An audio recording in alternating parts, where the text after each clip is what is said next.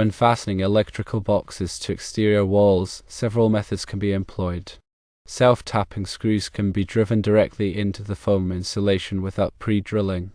Alternatively, you can use box clamps, which are specifically designed to secure the box to the foam insulation. A third option involves using metal straps to attach the box to the studs or joists. In some cases, it may be necessary to cut studs to accommodate wires or junction boxes. Use a reciprocating saw or a stud cutter to make clean cuts. It is important to always check for load-bearing elements before cutting any studs. For wiring tips in Mortan houses, it is recommended to use non-metallic sheath cable, often referred to as NM cable, because it is flexible and easy to install in foam insulation. When running wires, drill pilot holes, as this helps prevent damage to the insulation. Be sure to seal all holes and penetrations by using caulk or expanding foam to seal holes where wires enter the wall or ceiling. Protect wires from moisture by keeping wires away from high moisture areas and using waterproof materials where necessary. Apply proper grounding methods to ground all electrical equipment and fixtures according to code requirements. Consider using a grommet kit to create a sealed opening for wires passing through exterior walls. Additional tips include planning your wiring layout carefully and avoiding running wires in exterior walls if possible. Label all wires and cables for easy identification during future maintenance. A thermal imager can help identify hot spots or areas of insulation degradation. It is vital to comply with all local building codes and always follow the applicable building codes for electrical installations. When working with electrical systems, understanding grounding is critical for safety and proper function. Grounding ensures that any fault current has a safe path to return to the source, tripping a circuit breaker or fuse and preventing electrical shock or fire hazards. In a typical electrical system, there are several types of grounding conductors. The equipment grounding conductor, or EG, connects the metal enclosures of electrical equipment, such as appliances, boxes, and conduit, back to the grounding system at the service entrance. This conductor provides a low impedance path for fault current. The grounding electrode conductor, or GEC, connects the grounding system at the service entrance to a grounding electrode, such as a ground rod, metal water pipe, or concrete encased electrode. This connection provides a path to earth, helping to stabilize the voltage and provide additional protection against electrical surges. The neutral conductor, also known as the grounded conductor, is connected to the earth at the service entrance. It carries the return current from electrical devices back to the source.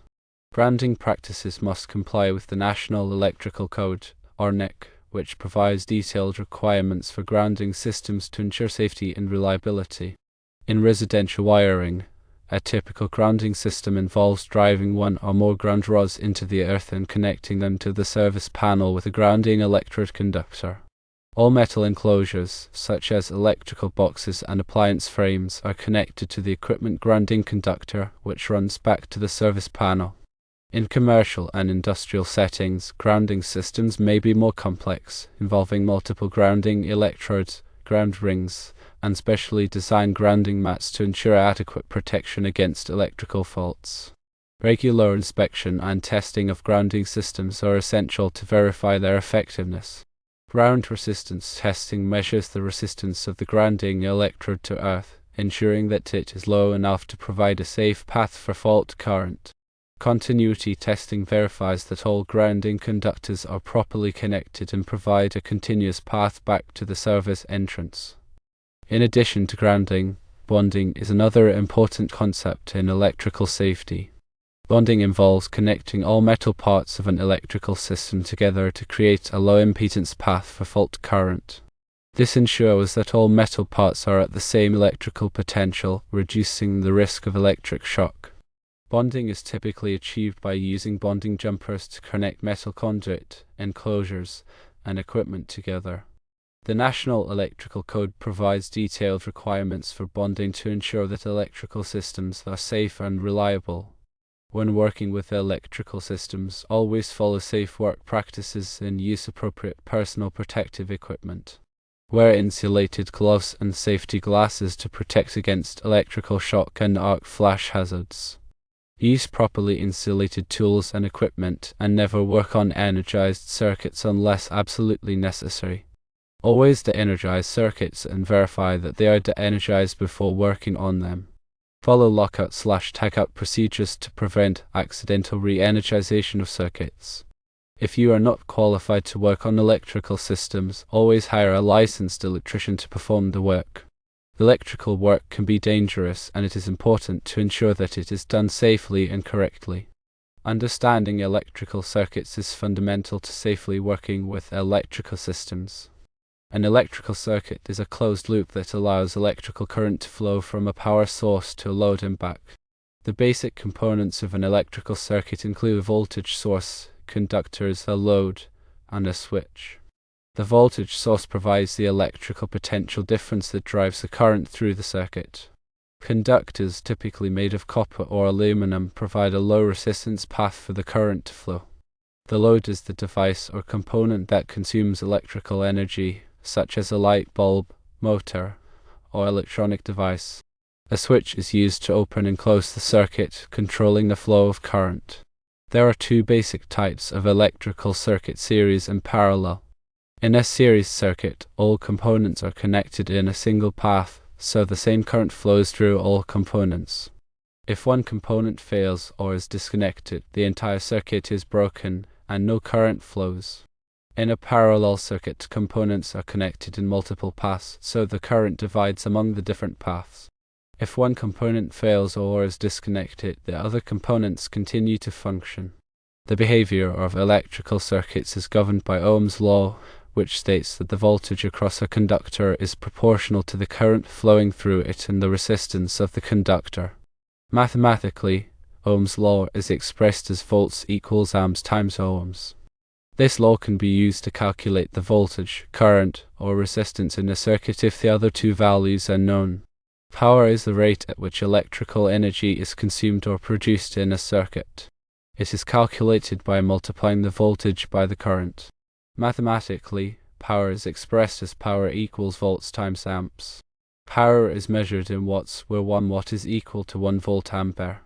Electrical circuits can be either alternating current or AC, or direct current or DC. In a DC circuit, the current flows in one direction only. Batteries and electronic devices typically use DC power. In an AC circuit, the current reverses direction periodically. The frequency of the alternating current is measured in hertz, which is the number of cycles per second.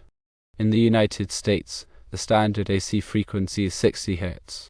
Understanding the difference between series and parallel circuits is important for troubleshooting electrical problems.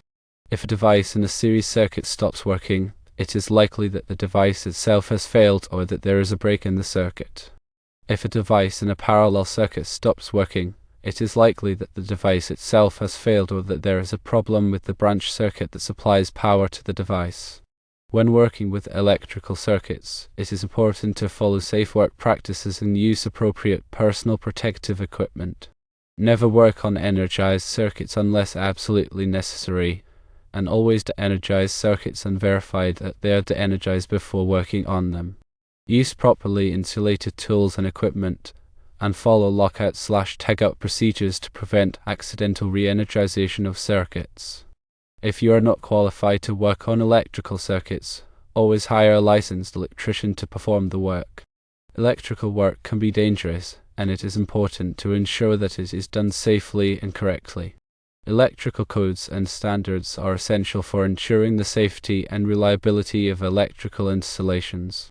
These codes and standards provide detailed requirements for the design, installation, and maintenance of electrical systems. The National Electrical Code, or NEC, is the most widely adopted electrical code in the United States. It is published by the National Fire Protection Association, or NFPA, and is updated every 3 years. The NEC covers a wide range of electrical topics, including wiring methods, overcurrent protection, grounding, and equipment installation. The NEC is not a law itself, but it is often adopted by state and local governments as part of their building codes. In addition to the NEC, there are other electrical standards that may be applicable to specific types of electrical installations. These standards are developed by organizations such as the Institute of Electrical and Electronics Engineers, or IEE, the American National Standards Institute, or ANSI, and Underwriters Laboratories, or ALL. Electrical codes and standards are constantly evolving to keep pace with new technologies and to address emerging safety concerns. It is important for electrical professionals to stay up to date on the latest codes and standards to ensure that their work is compliant and safe. Electrical inspections are an important part of the code compliance process. Electrical inspectors review electrical installations to verify that they meet the requirements of the applicable codes and standards. Electrical inspections are typically required for new construction, renovations, and repairs. The inspection process typically involves submitting plans for review, obtaining permits, and scheduling inspections at various stages of the project. Electrical inspectors may identify deficiencies in the electrical installation and require that they be corrected before the project can be approved. Complying with electrical codes and standards is essential for ensuring the safety of people and property. Electrical installations that are not code compliant can pose a significant risk of electrical shock, fire, and other hazards. It is important to hire qualified electrical professionals who are knowledgeable about the applicable codes and standards and who can ensure that electrical work is done safely and correctly. When working with electrical systems, it is important to understand the different types of wiring methods that are available. Wiring methods refer to the way in which electrical conductors are installed and protected. The NEC specifies a variety of wiring methods, each with its own advantages and disadvantages. One common wiring method is non-metallic sheath cable, or NM cable. NM cable consists of two or more insulated conductors enclosed in a non-metallic jacket. It is commonly used for residential wiring because it is relatively inexpensive and easy to install. Another common wiring method is electrical metallic tubing, or EMT. EMT is a thin-walled steel conduit that is used to protect electrical conductors. It is typically used in commercial and industrial settings because it provides good mechanical protection and is relatively easy to bend and install. Rigid metal conduit, or RMC, is a thick-walled steel conduit that provides even greater mechanical protection than EMT. It is typically used in harsh environments where the wiring is subject to physical damage. Flexible metal conduit, or FMC, is a flexible metal conduit that is used to protect electrical conductors in situations where flexibility is required. It is commonly used to connect motors and other equipment that may vibrate or move. Liquid-tight flexible metal conduit, or LFMC, is a flexible metal conduit that is covered with a liquid-tight jacket. It is used in wet or damp locations to protect electrical conductors from moisture. Cable tray is a system of metal trays that are used to support and route electrical cables. It is typically used in commercial and industrial settings where there are a large number of cables to be installed. The choice of wiring method depends on a variety of factors, including the type of occupancy, the environmental conditions, and the mechanical protection requirements. The NEC provides detailed requirements for the installation of each wiring method to ensure that electrical systems are safe and reliable. Overcurrent protection is a critical aspect of electrical safety. Overcurrent protection devices, such as circuit breakers and fuses, are designed to protect electrical circuits from excessive current, which can cause overheating, damage to equipment, and even fire. Circuit breakers are electromechanical devices that automatically interrupt the flow of current when it exceeds a predetermined level. They can be reset manually after the fault has been cleared.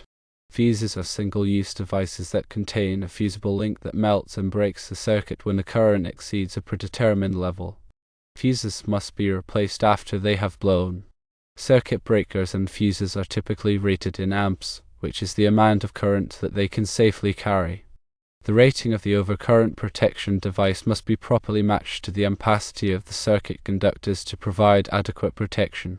The NEC provides detailed requirements for overcurrent protection, including the types of overcurrent protection devices that are permitted, the ampacity of the circuit conductors, and the location of the overcurrent protection devices. Ground fault circuit interrupters, or GFCIs, are another important type of overcurrent protection device. GFCIs are designed to protect people from electrical shock by detecting ground faults and interrupting the flow of current very quickly. A ground fault occurs when current flows through an unintended path to ground, such as through a person's body. GFCIs are required in locations where there is a high risk of electrical shock, such as bathrooms, kitchens, and outdoor areas. Arc fault circuit interrupters, or RFCIs, are designed to protect against fires caused by arc faults. An arc fault is an unintentional electrical discharge that can generate intense heat and ignite nearby combustible materials. RFCIs are required in bedrooms and other areas where people are likely to be sleeping. Regular testing of overcurrent protection devices is essential to ensure that they are functioning properly. Circuit breakers should be tested periodically by tripping them manually and verifying that they trip quickly and reliably. GFCI should be tested monthly by pressing the test button and verifying that the device trips. The installation and maintenance of overcurrent protection devices should be performed by qualified electrical professionals to ensure that they are installed correctly and functioning properly. When working with electrical systems, it is important to be aware of the potential hazards and to take precautions to protect yourself from electrical shock and other injuries. Always to energize circuits before working on them and use properly insulated tools and equipment. Wear appropriate personal protective equipment, such as insulated gloves and safety glasses. Follow safe work practices and never work on energized circuits unless absolutely necessary. If you are not qualified to work on electrical systems, always hire a licensed electrician to perform the work. Electrical work can be dangerous, and it is important to ensure that it is done safely and correctly. Understanding voltage drop is crucial for efficient and safe electrical installations. Voltage drop refers to the decrease in voltage that occurs along the length of a conductor due to its resistance. Excessive voltage drop can cause lights to dim, motors to run inefficiently, and electronic equipment to malfunction. The amount of voltage drop in a circuit depends on several factors, including the length of the conductor, the ampacity of the current flowing through the conductor, and the resistance of the conductor. The longer the conductor, the higher the ampacity, and the higher the resistance, the greater the voltage drop. The NEC recommends that voltage drop should not exceed 3% for branch circuits and 5% for feeders. Branch circuits are the circuits that supply power to individual loads, such as lights and receptacles. Feeders are the circuits that supply power to branch circuits. To minimize voltage drop, it is important to use conductors that are large enough to carry the ampacity without excessive voltage drop. The NEC provides tables that list the ampacity of different sizes of conductors. It is also important to minimize the length of the conductors and to use conductors with low resistance. Voltage drop can be calculated using Ohm's law, which states that volts equals amps times ohms. The voltage drop is equal to the ampacity multiplied by the resistance of the conductor.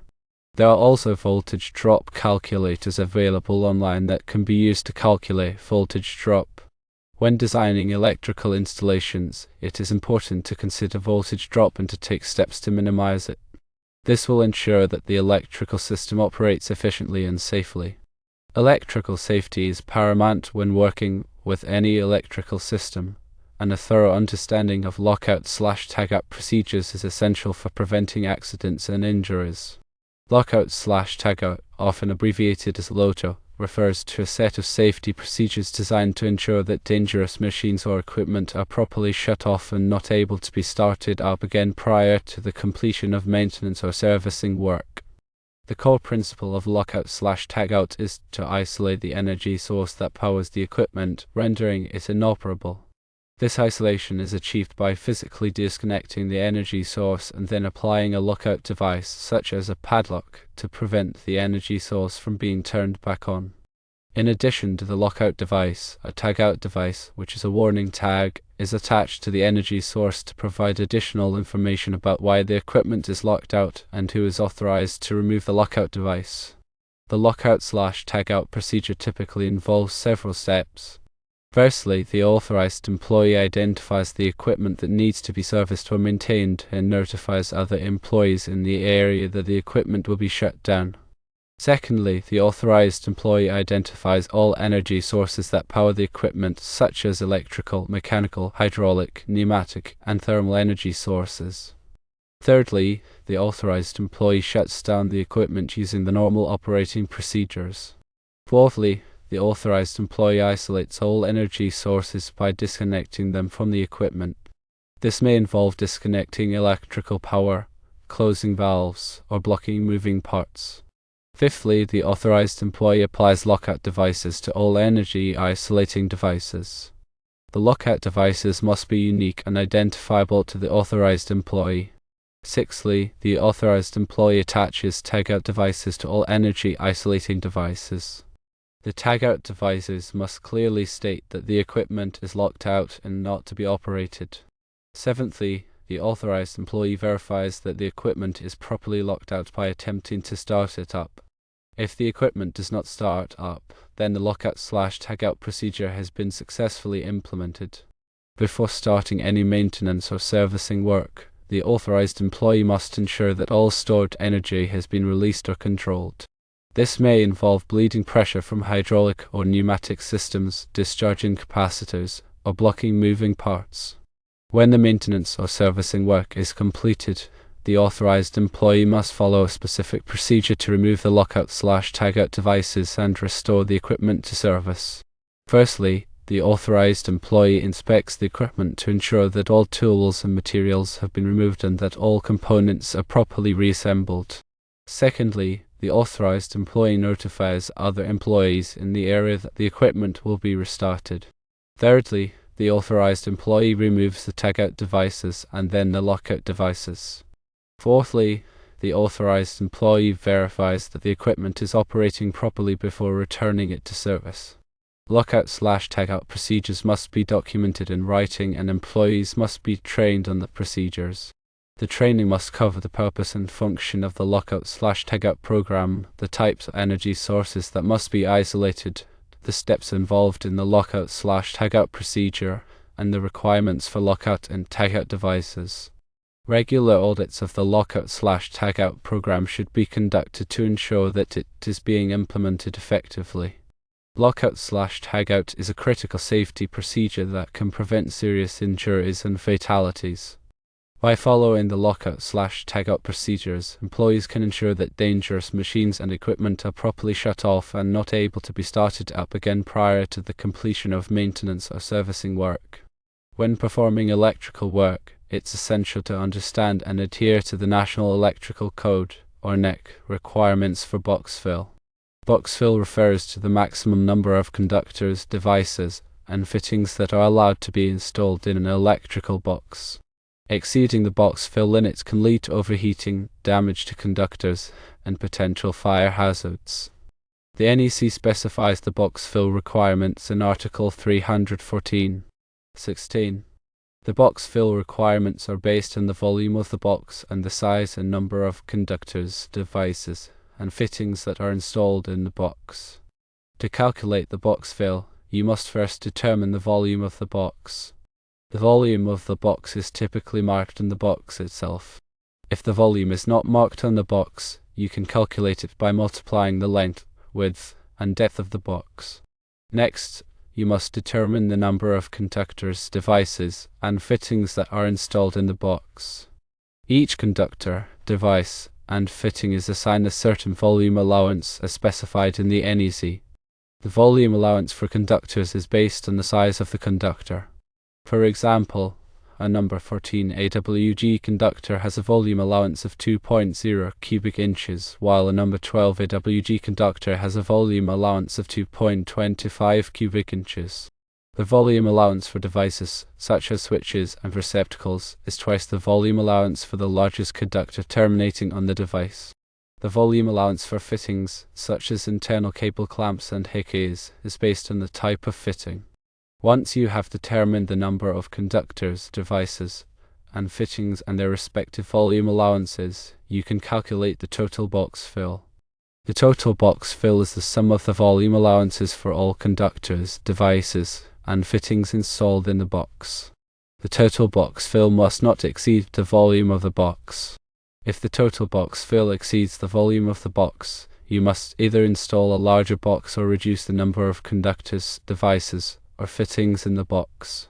The NEC also provides specific requirements for the installation of conductors, devices, and fittings in electrical boxes. Conductors must be installed so that they do not damage the insulation. Devices must be securely mounted to the box. Fittings must be installed so that they do not reduce the volume of the box. When working with electrical boxes, it's important to select the correct size and type of box for the application. There are many different types of electrical boxes available, including metal boxes, non-metallic boxes, and weatherproof boxes. The type of box that you select will depend on the location and environment in which it will be installed. Metal boxes are typically used in commercial and industrial settings because they provide good mechanical protection. Non-metallic boxes are typically used in residential settings because they are less expensive and easier to install. Weatherproof boxes are used in outdoor locations to protect electrical components from the elements. Proper box fill is essential for safe and reliable electrical installations. By following the NEC requirements for box fill, you can ensure that electrical boxes are not overloaded and that conductors, devices, and fittings are installed safely and correctly. Conduit bending is a fundamental skill for electricians, allowing them to create pathways for electrical wires that conform to the layout of a building or structure. Conduit protects wires from damage and provides a safe, organized system for electrical distribution. There are several types of conduit, each with its own bending characteristics and requirements. Electrical metallic tubing, or EMT, is a thin-walled and threaded conduit commonly used in commercial and residential applications. It is lightweight and easy to bend, making it a popular choice for many electrical installations. Rigid metal conduit, or RMC, is a thick-walled, threaded conduit used in more demanding applications where greater protection is needed, such as in hazardous locations or areas subject to physical damage. Intermediate metal conduit, or INC, is the type of conduit that falls between EMT and RMC in terms of wall thickness and strength. It is suitable for a wide range of applications and provides a good balance of protection and ease of installation. Flexible metal conduit, or FMC, is a flexible conduit used to connect electrical boxes and equipment where movement or vibration is expected. It is not designed for continuous bends but can be used to navigate tight spaces or make short runs. There are two primary methods for bending conduit: hand bending and mechanical bending. Hand bending involves using a hand bender, also known as a Heiki, to manually bend the conduit. Hand benders are available in various sizes to accommodate different sizes of conduit. Mechanical bending involves using a mechanical bender, which is a power-operated tool that bends the conduit with greater precision and efficiency. Mechanical benders are typically used for larger sizes of conduit or for projects that require a large number of bends. Before bending conduit, it is important to accurately measure and mark the conduit to ensure that the bends are in the correct locations.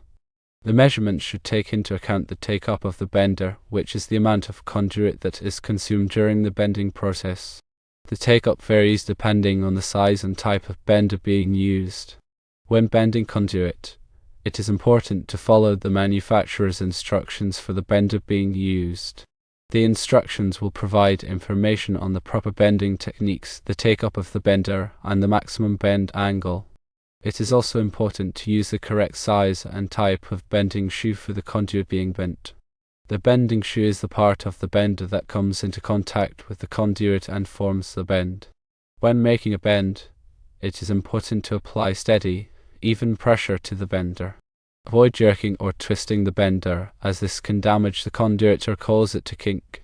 After making a bend, it is important to inspect the bend to ensure that it is smooth and free of kinks or flat spots. The bend angle should also be checked to ensure that it is within the acceptable limits. There are several common types of conduit bends, including 90-degree bends, offsets, kicks, and saddles. A 90-degree bend is used to change the direction of the conduit by 90 degrees. An offset is used to move the conduit parallel to its original path. A kick is used to raise or lower the conduit by a small amount. A saddle is used to go around an obstruction. When installing conduit, it is important to properly support the conduit to prevent it from sagging or moving. Conduit support should be installed in accordance with the NEC. The NEC specifies the maximum spacing between conduit supports based on the size and type of conduit. It is also important to properly ground the conduit system. Grounding ensures that the conduit system is at the same electrical potential as the earth, which helps to prevent electrical shock. The NEC provides detailed requirements for grounding conduit systems. Conduit bending is a skill that requires practice and patience. By following the proper techniques and using the correct tools, electricians can create professional-looking conduit installations that are safe and reliable.